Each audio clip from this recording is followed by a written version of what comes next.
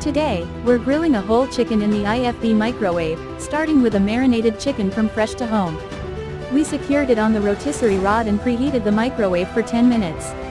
Then, we placed the chicken inside, selected the combo 1 mode for 20 minutes, combining microwaving and grilling.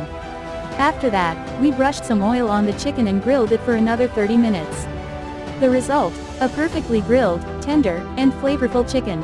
While it was delicious, next time, we'll make our own masala for a spicier kick. That's how easy it is to grill a chicken at home.